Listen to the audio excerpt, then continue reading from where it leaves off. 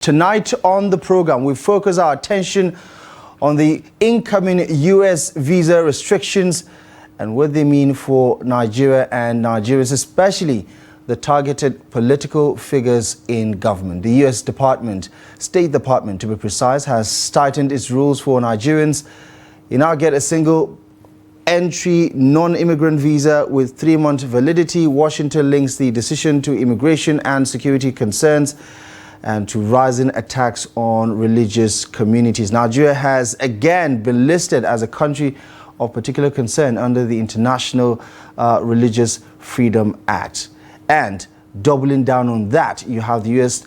State Secretary Marco Rubio saying that the United States government will target Nigerian government officials with a U.S. visa ban because of their quote-unquote complicity in what the American government continues to describe as Christian genocide. So what do these restrictions mean for Nigeria-US relations, and what could this particular pressure do to alleviate the concerns at home, as well as bring about the needed response and changes to address Nigeria's gaps when it comes to security? We'll get into all of the details in just a moment with our guests. But first, let's bring you up to speed with the latest political stories in the polity.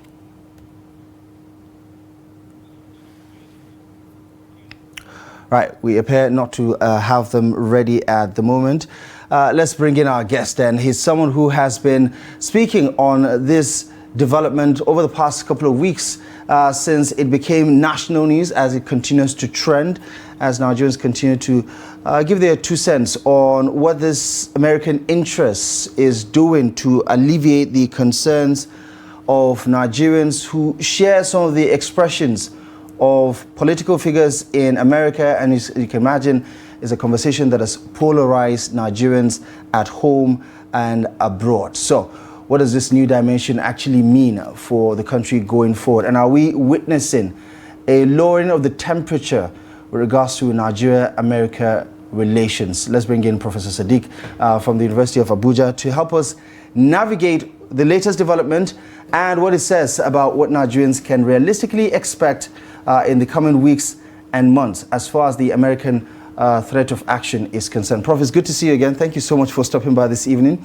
Good evening. Your initial reaction to what appears to be a doubling down by the U.S. government in its pursuit of quote-unquote justice over what it believes is an ongoing Christian genocide in Nigeria. The latest development has to do with this announcement on X by Marco Rubio, the Secretary of State, saying that they plan to sanction government officials with a U.S. visa ban because they believe there are people in government who are complicit in what they continue to describe as Christian genocide. What do you make of this latest development? Well, first and foremost, it's an American policy. It was designed for the purpose of at least pursuing American foreign policy in other lands. It was designed to make sure that America pursue its own national interests outside Americans' formal borders. It is an instrument that is created primarily, historically, for the purpose of at least pursuing individuals and groups and states that have what it takes to call American bluffs and call them to order. So, by and large, it is purely an American affair.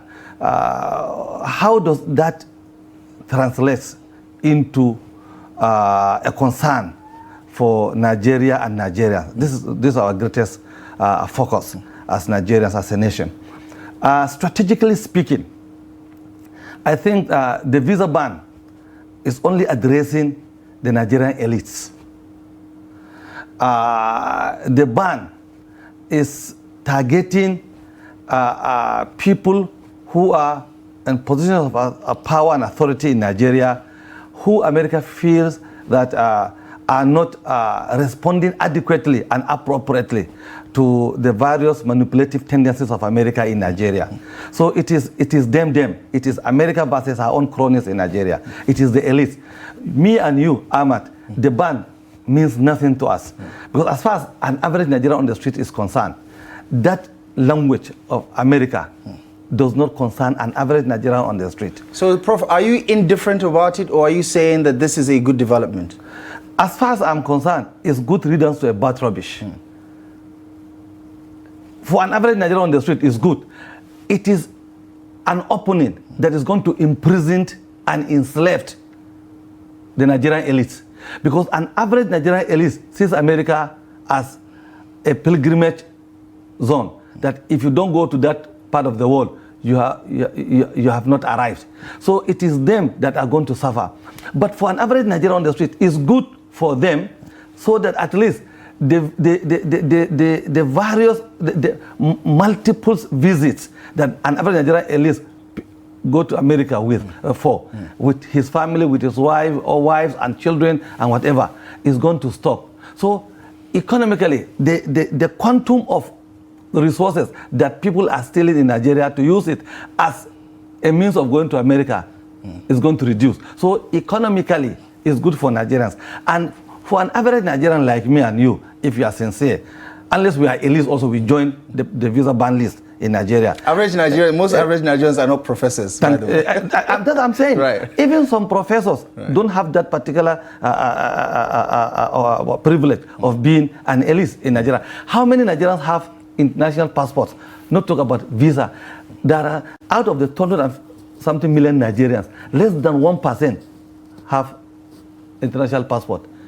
And out of that particular 1%, less than 0.001% have American visa. So you see, if you look at it consciously and subconsciously, you see, this visa ban is both a blessing in disguise and a curse to some. And talk to us about the blessing in disguise, because the knock-on effect is that maybe, just maybe, the threat of that action could spur some sort of internal movement that could bring about the desired result, isn't it? Yep, certainly, because first and foremost, I tell you, the quantum of resources that have been used for going to America often is going to stop, and such resources, if they are going to be channeled positively inside Nigeria, will go a long way to help alleviate the sufferings of Nigerians. That's number one. Number two, the man-hour loss that we always encounter in going to America for either for a visit or for holiday, for leisure, is going to be now turned into a man-hour for productivity in Nigeria by the so-called Nigerian elites, if they are so desire. So to me, it is a blessing in disguise. But for an average Nigerian on the street in my village, is that the entire American visa is far, far less than in value than a pot of fura danono or a plate of amala and ewedu soup. If you give a Nigerian a plate of amala and ewedu soup, it's far better for him than you give him American visa. American visa doesn't translate anything as far as it's concerned. So this ban, and look, we should be able to look at the experiences of other countries of the world where America banned their elites, and how those countries turn those particular banning sanctions into positive instruments for national development. It all depends how we define our national interest. Right. Let's look at that post once again, just to provide some context to what the Secretary of State, Marco Rubio, is saying in that tweet. And of course, followed by a response by someone some Nigerians will know online, a former senior special assistant to the president, Bashir Mohammed, who responded. This is the initial post on X by Secretary of State Marco Rubio. He said the United States is taking decisive action in response to the atrocities and violence against Christians in Nigeria and around the world. The State Department will restrict U.S. visas for those who knowingly direct, authorize, fund, support, or carry out violations of religious freedom. This visa policy applies to Nigeria and other governments or individuals that persecute people for their religious beliefs. And just as a response, Bashir Ahmed says this is a welcome development. All individuals, whether in Nigeria or abroad, who are causing trouble, fueling destruction, or contributing to the killings in our country should be banned. Ban them all, he says. They are also killing my fellow Muslims, not only your Christian brothers, and there's a whole lot more. But he said this particular ban is targeting the Nigeria alongside other governments or individuals.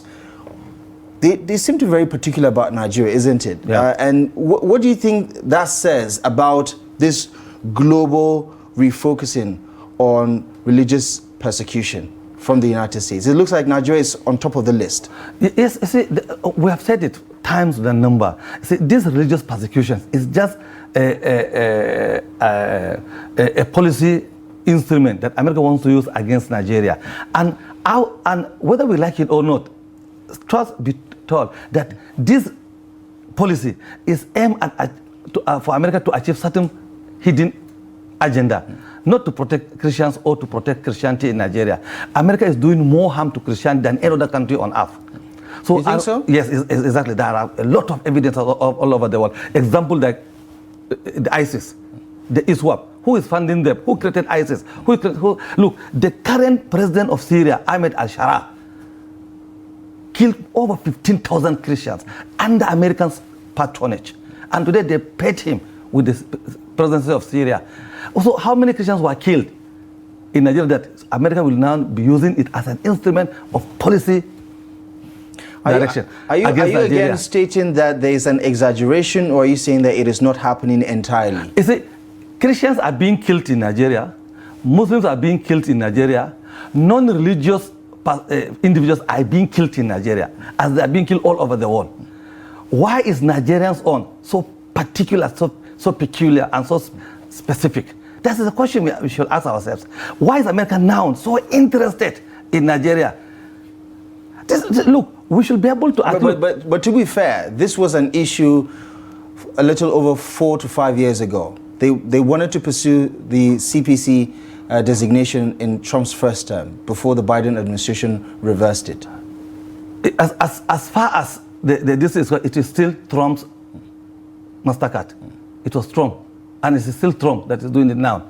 So we should ask, is Trump a born-again Christian that to the extent that he abandons all his responsibilities in America to pursue a dream in Nigeria or a fantasy in Nigeria? That's a question. So why is Trump so interested? Why is it only Trump's government in America that is interested in saving Christianity and Christians in Nigeria? And why is Nigeria so special to Trump administration that it has become the focal point of Trump's foreign policy? Do you understand, Prof, why people will say, listen, that could be a secondary concern? The primary concern is actually the killings in this country that is happening week in, week out, and we should focus on that first. No, the primary concern is the Christian genocide, not the killings. If it is the killing that everybody is involved, it's not going to raise any issue. But now, in their own language, in their own calculations, in their own conclusions, and in their own judgment, it is Christian genocide going on in Nigeria. While the wife of the president is a redeemed pastor, and sometimes you see the president in the church, the Senate president is a Christian, the Minister of Defense is a Christian, a lot of governors were Christian. There are some states in Nigeria that are 100% Christians. How do you do Christian genocide in Nigeria when there are almost 15 states in Nigeria that are 100% Christian states? Who is killing who in those states? So you say, look, if you look at it very well, it is not about the killing that bothers America. It is American interest in Nigeria in the 21st century. Nigeria has been in the reserve list of America for the past 4 decades. And why do you think domestically there is a support for the case that the United States is making in Nigeria for Christian genocide? Yes. Why do you think there's domestic support? People Because internally who believe that, listen, the Americans are here to help, and we couldn't help but agree with everything that they have to say about... Who is supporting that move in Nigeria? I mean, there are a lot of religious groups, individuals. I mean, check the comment sections online. There are a lot of people who believe... Do you waste your time on social media? People who are just hangers on. The social media are just hangers on. To be fair, not everybody on social media is 99.9% they are hangers on. Really? Look, an average Nigerian in your village and in my village, they don't know that there is social media. They don't know that there is American threat on Nigeria. They don't know that there is Christian genocide or Muslim genocide in Nigeria. What bothers them more is how can Tinubu's government reduce the cost of economic suffering. That's what their own concern. And how can the government of Nigeria across board, from local government to federal government, address their own challenges and problems? That is what is bothering them, not what is going on in social media. How many social media guys propose solutions? Is it because that in Nigeria there is no laws? That every idiot who has access to data will just post nonsense and he goes scot-free? You abuse president, you abuse governor, you abuse your father, you abuse your mother, you become free. And you stay in Abuja and abuse everybody. You go to your village, you cannot even open your mouth. So how many Nigerians are supporting this thing? And if you are talking about there are support base in Nigeria about this genocide, look, killings are being done in Nigeria with reckless abandon. It is the concern of every Nigerian. If you go to the markets, people are complaining. You enter buses, people are complaining. But these are genuine Nigerians, not on the Facebook. You can put face with the voices. You cannot put face on the voices on the Facebook. Are you dismissing every interaction, commentary online simply because you believe that they are in the minority? Yes, they are not only in the minority, they are in the minutest minority of Nigeria. But they do matter, because that in itself is another marketplace of ideas. And to be fair, the initial message from the United States was posted online. And we do know that this is where a community has been formed over the last 10 years or so. And we've seen that community continue to grow. A lot of people globally are now communicating, sharing ideas with one another online. You can have reservations about the authenticity of some of those accounts, but it is a place where conversations, serious conversations actually do take place. No. Conversation do take place on social media, but not serious conversation. No country on earth usually draw the strength of their own policy, government policy, from social media. But isn't that what Trump is doing? Is Trump a serious person? Is Trump a serious person? You're saying the president of the United States is not a serious person? Yes, he's not a serious person. You don't take him serious? No. He's not. By nature, he's not a serious person. So even taking him serious is a waste of time. So as far as, even in America, how many people even read Trump's messages? In America itself, how many people are reading Trump's messages? If his messages are what it is they are supposed to be, the entire world will be celebrating those messages. But a lot of people are laughing at those messages. So look, to put the discussions straight is this: why should Trump turn it into his own personal agenda anytime he's in government that Nigeria must? Trump is a businessman. He's not a leader. He's an absolute ruler. He's not a leader. So why should Nigeria become so fixated with Nigeria? Anytime he comes to power, is Nigeria. Why? What is happening between him and Nigeria? What problem does he want to solve in Nigeria that there are more than 1 million problems inside America? Even in front of his White House, there were shootings. He could not address this. He's talking about shooting in Zamfara or in Adamawa State, my state, my dear state. Why? These are questions. So look, Nigeria is supposed to come out as a government, as a state, as a nation, as a people, as a group, as individuals. We should ask this throne, for Allah's sake, for God's sake, that he worships as a pretentious Christian that he is. What does he want to do with Nigeria? What is Nigerians' crime? What is our sins in this world that Trump put it as his own priority as a government, that whenever he's in Oval Office, his first thing is Nigeria? What is the problem? Prof, how do you respond to people who say your anger is misplaced, your frustration with Trump is misplaced? Because if only you focus on the leaders in this country, governors, senators, House of Representative members, presidents, past and present, that's where you need to focus and channel your anger on, not on the American president. I don't have any problem with Nigerian leadership. I have problem with Nigerians, especially those people that we are celebrating. You don't think our leaders have underperformed when it comes to all of the structural issues that have given birth to this insecurity? We are having challenges with leaderships in Nigeria since 1960. For the past 65 years, there is leadership challenges in Nigeria. There is leadership problems in Nigeria. There is leadership gaps in Nigeria, and there are leadership limitations in Nigeria. I agree, I accept, I understand, and I appreciate this. But first and foremost, the people that are in position of authority and power in Nigeria, their problems is just 20%. 80% are Nigerians' problems. People that we are celebrating in the Facebook and WhatsApp, social media. People who doesn't have anything apart from creating nuisance values on airwaves. That's my problem. Look, how can I waste my time? Okay, let me give an example. If Tinubu is a problem, who brought Tinubu? Did he ride in his own car from Lagos, Badolion to Villa? People, over 8 million Nigerians voted him. So what about those who refused to vote? What about those who voted others? What about those who stood, come rain, come shine, come thunderstorm, that Tinubu is their own president? So these are some of the issues that should concern me. But I am not concerned. Are you 100%, Prof, just so we're very clear, are you 100% absolving Nigerian leaders of any sort of accountability for the mess that this country is in right now, economically, politically, socially, and the obvious issue that we're talking about, which is insecurity for the last 1.5 decades? Are you saying leaders didn't play any role whatsoever? Let me ask you a follow-up question. Has there been accountability in Nigeria, constitutionally, conventionally, in this country in the last 65 years? Is our constitution, as a document, is our constitution celebrating accountability, leadership accountability?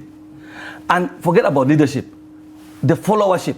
How responsible are Nigerians followers, are Nigerians? You think leadership falls from heaven?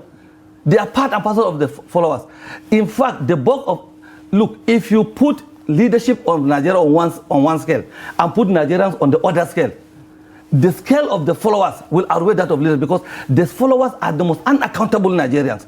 Every bloody follower in Nigeria is waiting for an opportunity to do worse than the leaders. So is that an admission that leaders have done worse for this country? No, the leaders are now trying to manage an unmanageable lot in the followership. Really? So you believe the problem of this country is not the leaders, it's the followership? 100%. All right. 100%? 100%. If the Nigerians, the true Nigerians, right, if the Nigerians that have the liver to be called Nigerians say enough is enough, the leaders will cease to exist. And right leadership will come on board. And mind you, let me tell you, this leadership that we are so much afraid of putting there, individually and collectively, will come one day. Whether we plan for it or we don't plan for it, it will come. And it's going to consume all of us. Because he will come. A Nigerian is by the corner now. He may not be a Muslim or a Christian. He may not be a Southerner or a Northerner. But he's a Nigerian. He will come. He will take over this leadership and he will put this country straight. But it is only the test of fire that will make fire steel. Right. Okay. Since the Trump declaration, Nigeria's classification as a country of particular concern, we've seen some internal developments that has led many to believe that the Nigerian government is trying to put its house in order to either appease the American government or at least make some gesture that shows that things are changing. We've seen the president nominate some 65 individuals into high commissions, embassies and consulates across the world, even though they have not finalized deployments as well as screenings yet. Internally, we've also seen the latest change in the leadership of the security architecture. The immediate past Chief of Defense Staff has been sworn into office as Minister of Defense, which to some degree is quite one of the most popular decisions the Tinubu administration has made of late. Talk to me about the changes that we've seen over the last couple of weeks and whether you think that is enough to actually position Nigeria in such a way that it can turn the tide around in the favor of this country, diplomatically speaking, but also internally. You see, I said this a few years back here, and I'm repeating it again. Is there anything new that you see in the list? I pity Tinubu as a president of this country. Do you see anything special in the list that they put as? I said a few weeks back here that ambassadorial appointments, Nigerian embassies operations globally is not our major concern. Now, the name that is being bandied around, what makes you think that they can go and perform miracle? As an ambassador, you are supposed to be the poster boy of your country or the image of your country in that particular domain. Do you see them being Nigerians, inside out. What? Are you talking about the career or non-career ones? Because there are two different categories. I'm talking about the non-career ones. It's like political patronage. It is these people that I say we don't have to waste our time on them. Appointing them is a waste of time, waste of resources. It's political patronage. Do you see the names? Their girlfriends, their wives, their brothers, their sisters, their campaign digits. That's why the patronage. Girlfriends, I'm not sure I understand. Eh? I'm not sure I understand. You said girlfriends. I've seen former first ladies on the list, former female senators. When we say girlfriends, are they prostitutes? They are girlfriends now. Don't I have girlfriends? Don't have girlfriends in your office, in your classrooms? I don't know your girlfriends. Must your girlfriend be a prostitute? I said they are girlfriends. You are just patronizing your girlfriends. It's normal. If it is not for the interest of Nigeria, it's normal. But for national service, it's abnormal. So I check the list and recheck the list. I gave it to people very close. I said, please check this name. Maybe I don't know them. Well, look, our priority here is not if appointing Christopher Musa, yes, is one of the best appointments this government had done in the last 2 years. I clap for them. But are you expecting miracles from Christopher Musa? He was just immediate CDS. What he cannot do in uniform. Doesn't change anything? What is it going to change? Tell me.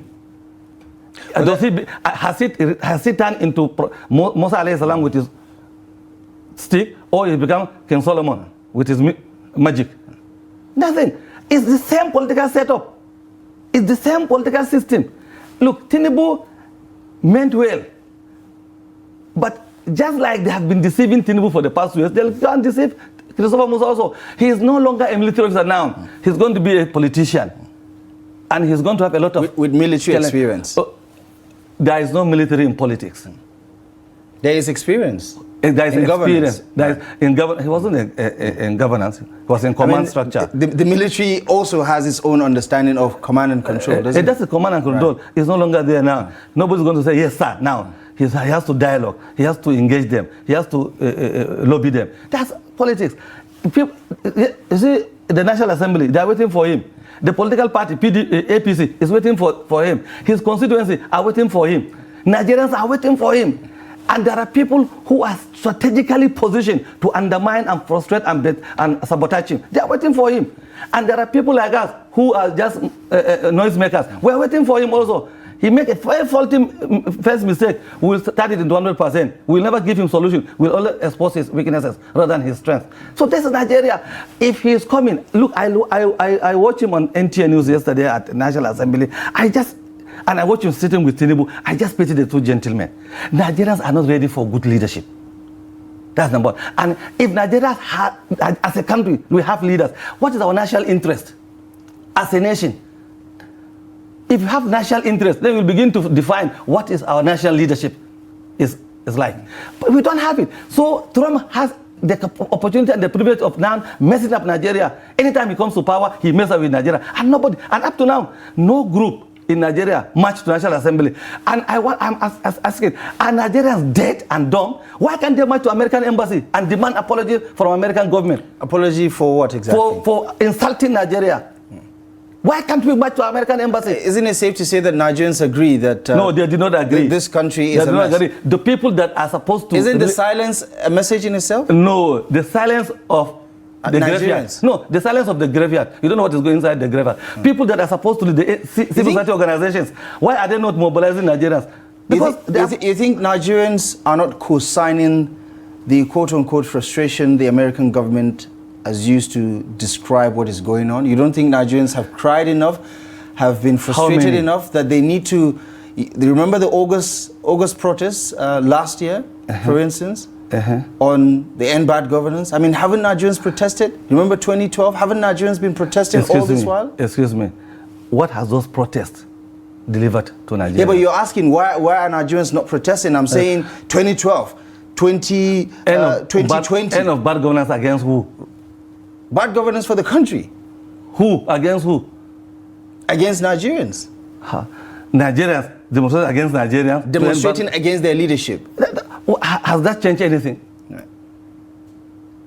It doesn't. If somebody just got funding from overseas and he has to justify that funding, That's why they organize those rallies. Every rally you see in Nigeria, every civil society organization, every activist in Nigeria is an agent of one international agency or another.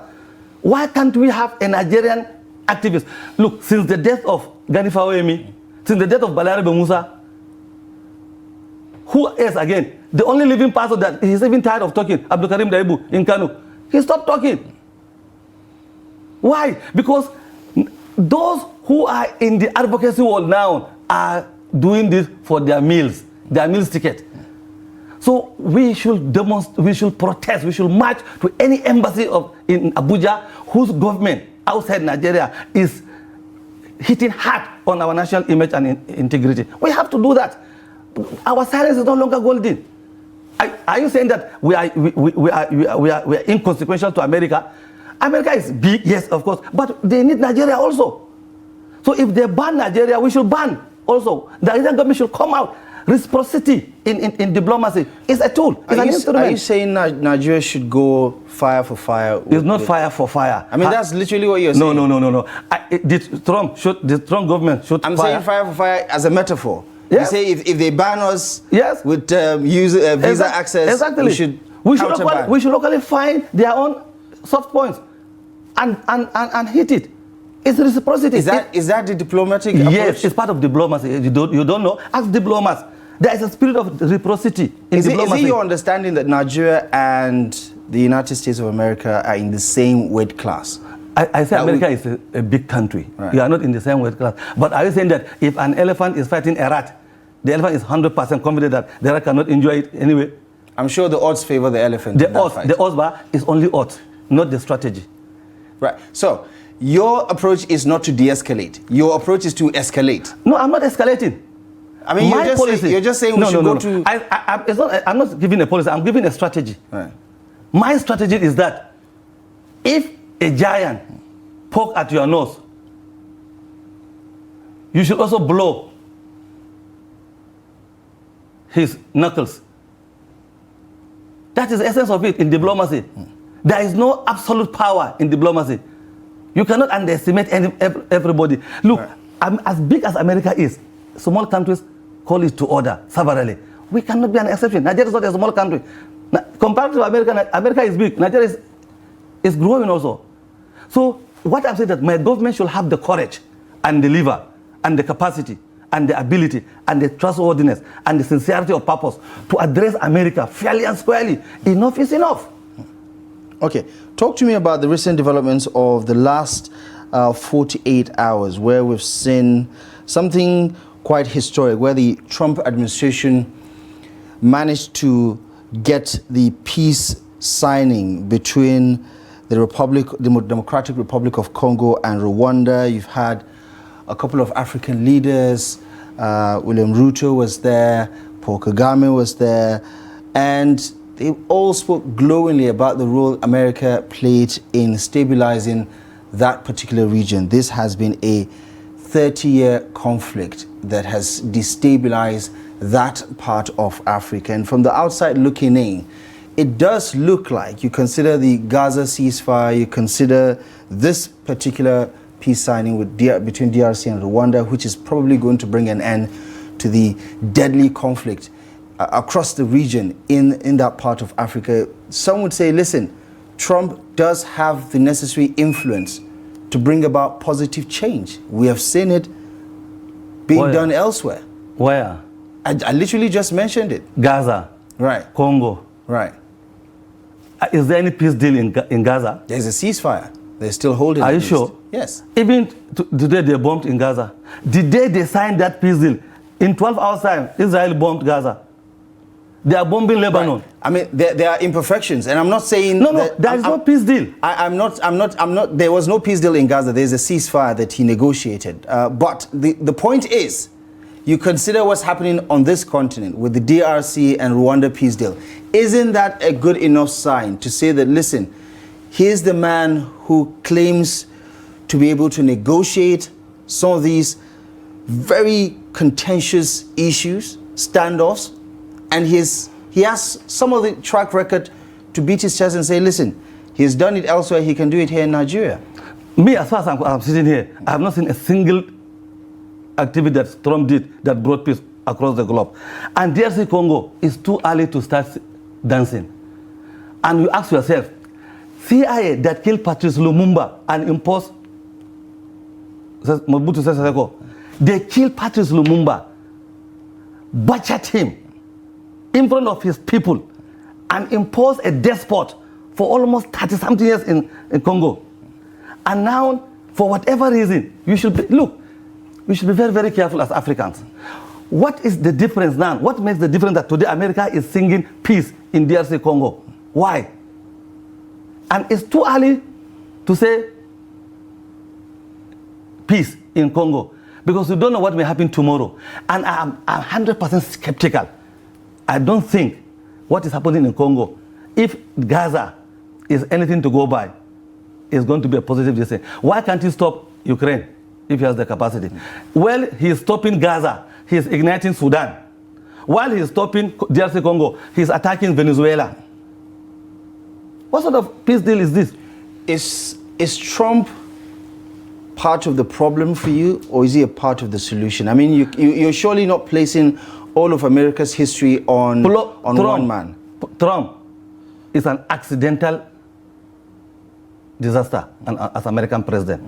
American government has been an evil government consistently.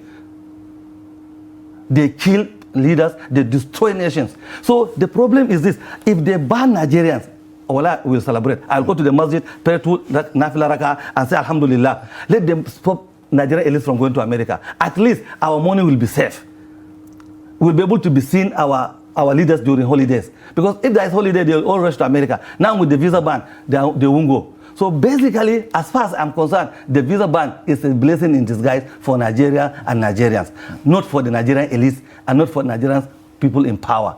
But as it is today, I cannot rush to celebrate the distance. But I don't know exactly what, at the end of the day, a Nigerian can do. Because they themselves, so long as they cannot come out as a government to tell America that, look, this is what we did A, B, C, D, and this is what we are doing A, B, C, D. That is the reality of the things.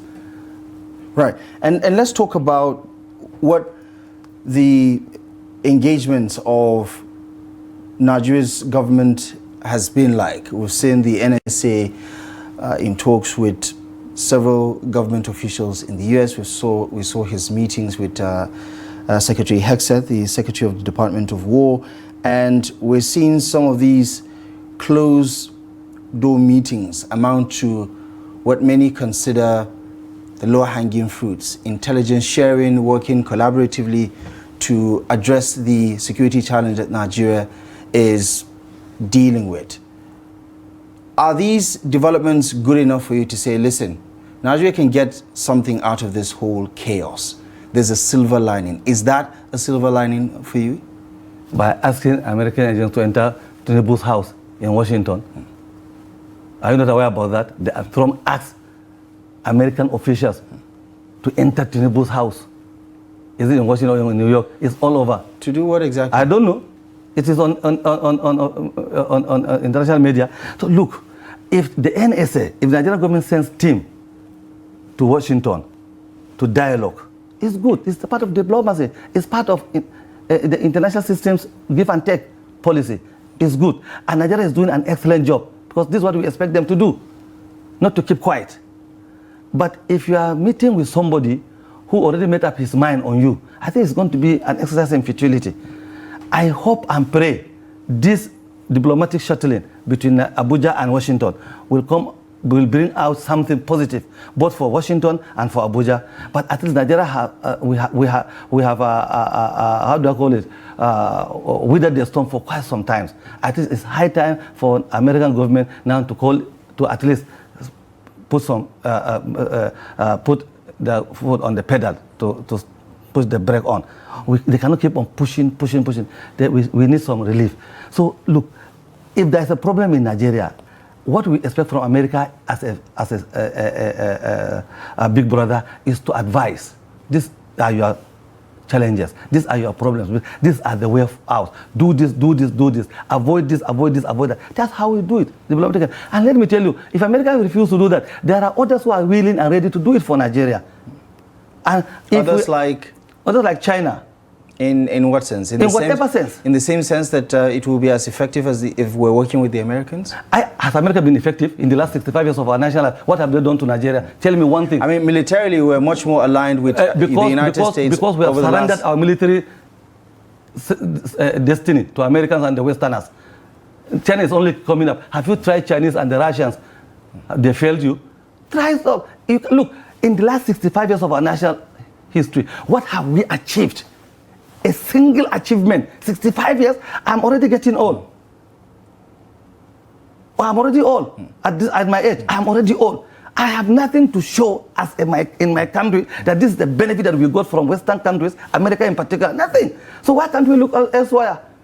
So look, all that I'm saying is that if Trump in particular meant well for Nigeria, there are various ways through which he can address Nigeria's problems and challenges. Not by coming on his own, X whatever, or Twitter or what handle to talk about Nigeria. Isn't this attention, if you zoom out in the final analysis, Prof, isn't this attention that Nigeria getting on this alleged Christian genocide, isn't it good for this country?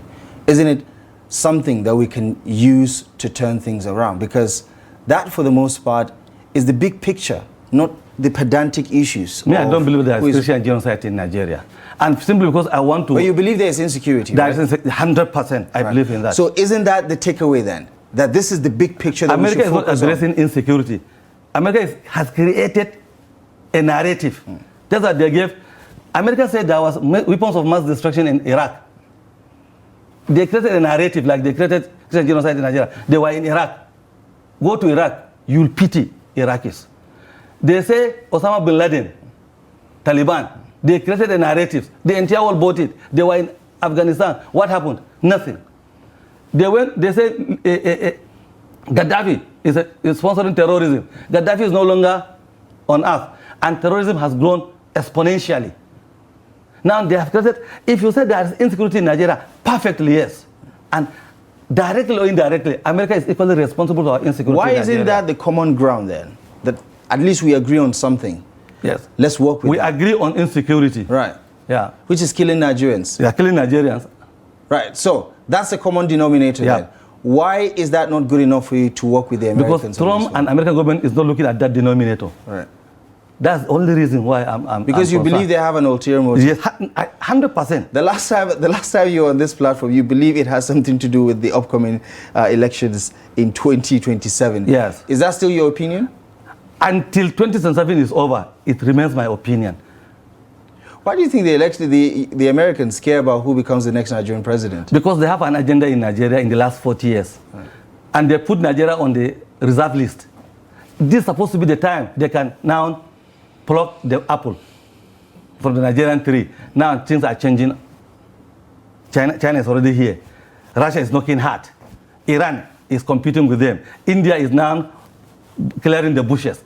So, you understand? All over. So they thought that by 2025, Nigeria is going to be an apple pie for them.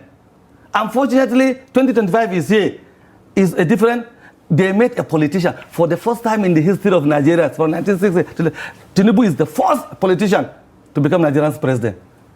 What do you mean first politician? He's the first politician in the real sense of the word politician. Who was a politician among them? What do you mean in the real sense? You're saying Azikiwe was not a politician. No, You're saying Tafawa was not a politician. No. They were not. Shagari was not a politician. No. What are they? Who were they? They were leaders at the regional levels. They were leaders that were pushed at the national level by circumstances. Yar'Adua was not a politician. Goodluck was not a politician. No, Goodluck, up to now, Obasanjo was not a politician. He will never be one. Obasanjo. Buhari wasn't a politician. No. Buhari promised that he will never be a politician until you cajoled him into politics. Somebody, for the first time, somebody say, it is my turn, it is me. It's a political statement. And he made it. America is not comfortable with such people. They are highly opinionated. Tinubu looks so simple and humble. Highly opinionated. Very, very stubborn. You may look at him as if he's laughing. He's not laughing. He meant it. America knew he did not and look, if America will have its way, Tinubu will end his reign today. They cannot have it. It's Nigerians that determine. Over 8 million Nigerians put Tinubu there. Let over 8 million Nigerians also remove him in 2027. But for now, Americans' greatest headache is Nigeria and Tinubu. All right. 2 points of view about the development in the Ministry of Defense. The positive reaction to the nomination, confirmation, and swearing of General C.G. Musa retired, and most recently we've also heard from the Minister of Aviation, Femi Fani, I beg your pardon, the Minister of Aviation, Festus Keyamo. I was speaking about the older, the former Minister of Aviation, Festus Keyamo, who said there is an agenda to kick out Matawale from the ministry. And some of the people who were spoken to on this platform believe that C.G. Musa does not need a junior minister to work in that ministry. Where do you stand on the utilitarian value of Matawale as a politician in that ministry? Because some are saying the arrival of C.G. Musa makes him redundant. What do you think? Well, it's too early for me to judge, because he just came yesterday and he promised hell and heaven. So we are waiting. As far as I'm concerned, both before Musa came on board, both Badaru and Matawale are wrong choices for the Minister of Defense. So for the first time, Tinubu put somebody who may or might do something in defense. Right. But as far as I'm concerned, Matawale is a how do I call it? It's a greenhorn. Greenhorn means somebody who's just a fresh Abba, who knows next to nothing. Yeah. For the first time, we have a poster boy for this government. If you remove the Minister of Works, if you remove Minister of Defense now, who else again as minister? Nothing. So look, we are clapping with our feet in Nigeria today for the appointment of Christopher Musa. We will support him so long as he's going to do the right thing. If he joins a list, we'll join him in the list of our condemnation and criticism also. Prof, as always, a pleasure. Thank you so much for the analysis and your take on this one. Thank you very much. I appreciate you very much for stopping by this evening. Thanks. And that wraps it up for tonight's edition of the program. I appreciate you very much for joining us on Daily Politics. We'll be back next week, live on Monday, exclusive as always on Trust TV. Until next time, I'm Abdullahi Ahmed. From myself and the rest of the team, thank you for watching the program. Enjoy your weekend.